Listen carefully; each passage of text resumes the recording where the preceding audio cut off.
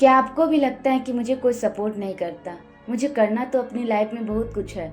उसने ऐसा किया क्योंकि उसे सपोर्ट करने वाला बहुत कोई था और मुझे सपोर्ट करने वाला कोई नहीं है। अगर यही सवाल आपके दिल और दिमाग में आ रहे हैं, या फिर मैं ये कहूँ कि आपके दिल दिमाग में छा रहे हैं, तो जरा ठहरो और खुद से पूछो कि क्यों तुम्हें लगता है कि तुम्हें लोगों की सपोर्ट की जरूरत है। अगर तुम्हारा दिल और दिमाग कहता है कि हाँ, मुझे लोगों की सपोर्ट की जरूरत है, मुझे उसी भीड़ का हिस्सा बनकर रहना पसंद है जहाँ सभी लोग अपने कंफर्ट जोन में रह रहे हैं। दोस्तों, यहाँ पर क्या हो रहा है ना, आप अपने माइंड से पहले खुद क्लियर नहीं हो कि आपको चाहिए क्या। क्योंकि जहाँ एक तरफ आपको सफलता की, उस कामयाबी की, उस उड़ान को छूना है, वहीं दूसरी तरफ आपको वो कंफर्ट जोन, वो भीड़ का हिस्सा भी बनना है। दोस्तों, प्रकृति का नियम है, या हम ये कह सकते हैं कि प्रकृति में जो अनोखा है, जो सबसे शानदार है, जो सबसे अलग है, अगर लड़ना ही है, अपने जीवन की चुनौतियों का सामना करना ही है, तो इस प्रकृति में बहुत सारे चीज ऐसे हैं जो हमें सीख देती है जीवन में कैसे चलना है, कैसे बढ़ना है, किस तरह अपने कठिनाइयों का सामना करना है। अब बाज को ही देख लीजिए ना, इनकी उम्र भले ही 70 साल होती है, पर ये 40 साल तक बखूबी अपने जीवन को जीते हैं। पर इनके जीवन में ट्विस्ट तब आता है, इनकी लाइफ में सडन मोड़ तब आता है। अब दोस्तों, इनके पास दो ऑप्शन रहता है, या तो ये मर जाए, या तो ये अपनी जिंदगी में एक नया ट्विस्ट लिखे, एक नई कहानी, एक नया अध्याय। पर दोस्तों, कमाल की बात तो ये है ना कि ये अपनी जिंदगी में एक ट्रांसफॉर्मेशन से गुजरता है। ये अपनी जिंदगी में खुद ट्रांसफॉर्मेशन को चुनौतियां देता है, खुद लाता है अपनी जिंदगी में ट्रांसफॉर्मेशन। और इस बात के लिए प्रकृति से ग्रेटफुल है, जो इन्हें प्रकृति से मिला है, जो प्रकृति की देन है, जो इनकी पर्सनालिटी में है।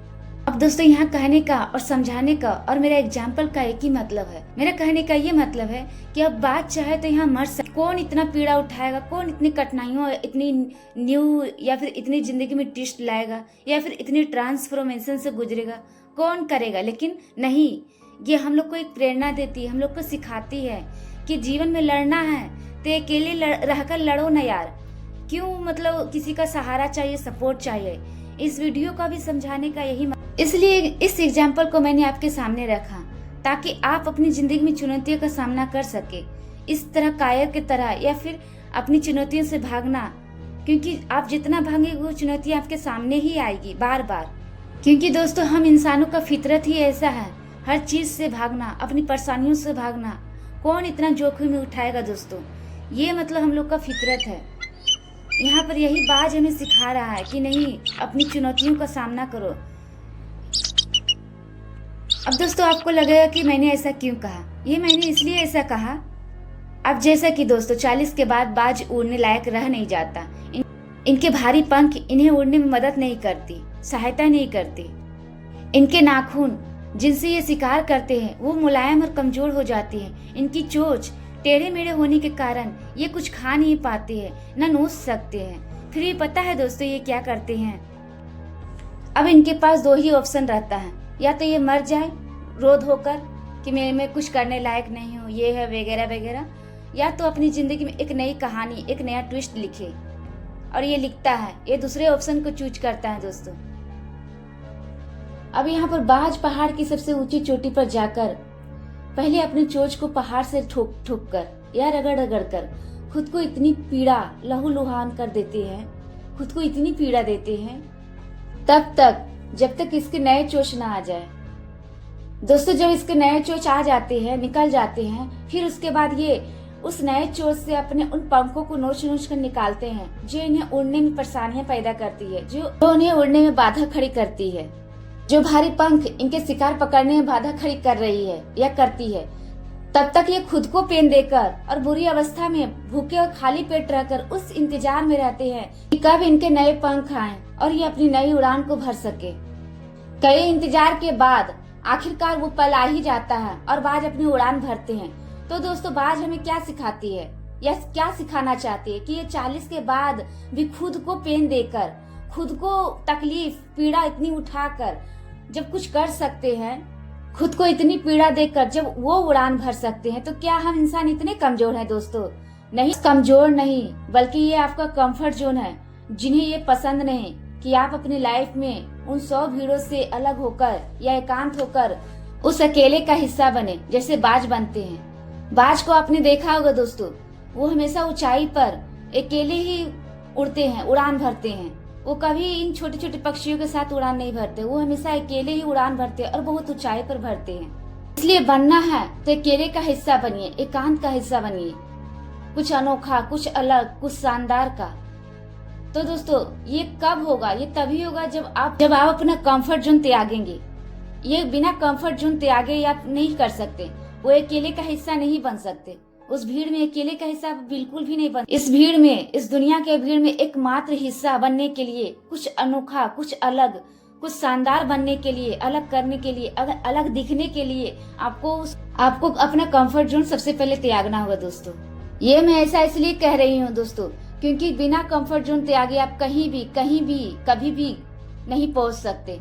जब तक आप अपने अंदर अपना कंफर्ट जोन, अपना डर नहीं निकालोगे, नहीं और अपना सोच नहीं बदलोगे, उस बाज की तरह जिस बाज को देखकर आपने अपने मन में उड़ान की सोची है, कुछ कर गुजर जा, अपने जीवन के उस नए कहानी को नया मोड़ देने की, अपने जीवन में नया अध्याय रचने की, अपना इतिहास रचने की, तब तक आप वही छोटे सोच वाले भीड़ का हिस्सा ही बने रहोगे दोस्तों।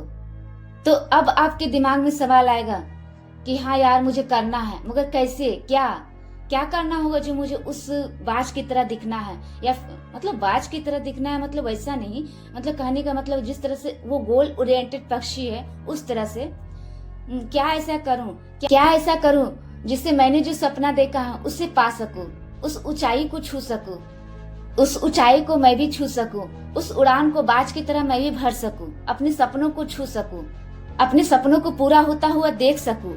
इसके लिए आपको करना क्या है? उस भीड़ से एक डिटैचमेंट क्रिएट करनी होगी, अपना कंफर्ट जोन त्यागना होगा, अपना गोल निर्धारित करना होगा, साफ और स्पष्ट कि आपको करना क्या है और कहाँ जाना है। बिल्कुल उस बाज के जैसा, जिस तरह बाज का फोकस सटीक और साफ रहता है।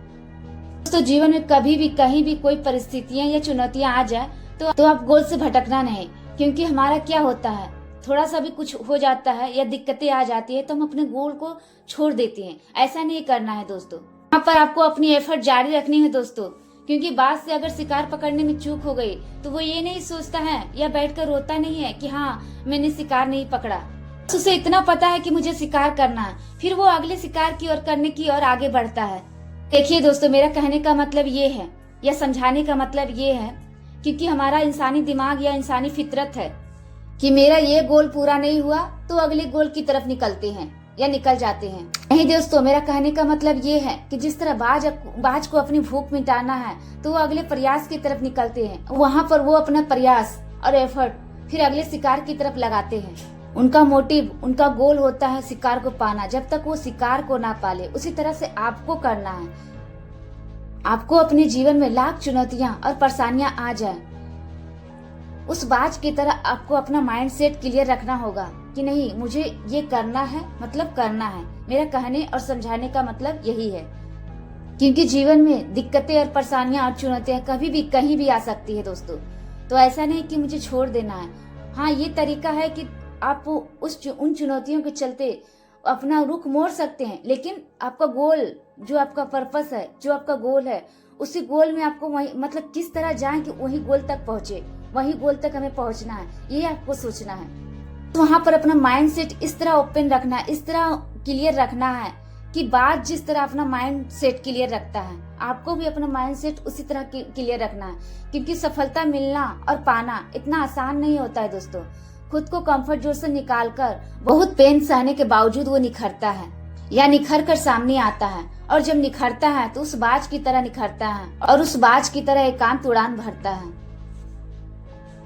और उस उड़ान को देखकर कुछ जलता है तो कुछ हजारों बातें करता है, तो कुछ हजारों बातें करता है। जो ये कर सकता था वो मैं भी कर सकता हूँ। तो उन्हें इशारों में बस इतना कहना है, तू मुझे देख रहा है, तू मुझे देख रहा है और मैं इस दुनिया को दिख रहा हूँ। तो दोस्तों, यहाँ पर कैसी लगी मेरी शायरी कमेंट में बताइएगा। मैं मोटिवेशनल इंस्पायर ही नहीं बल्कि एक हिंदी राइटर भी हूँ। मैंने अपने चैनल में बहुत सारी ऐसी वीडियो डाली है। चैनल का नाम है मोटिवेशन बाय दुर्गा। कृपया वहाँ उन वीडियो पर भी अपना प्यार बरसाएं और कमेंट में अपनी राय और सुझाव जरूर शेयर करें। अगर मेरी वीडियो ने आपको किसी भी तरह से इंस्पायर किया है तो मेरे वीडियो को लाइक करें और मेरे चैनल को सब्सक्राइब करें। बेल नोटिफिकेशन ऑन करें, अपने फ्यूचर को क्रिएट करें ताकि आप अपने आने वाले वीडियो को मिस ना करें। तो दोस्तों, खुद भी मोटिवेट रहिए और लोगों को मोटिवेट कीजिए। Thank you for watching this video. धन्यवाद दोस्तों।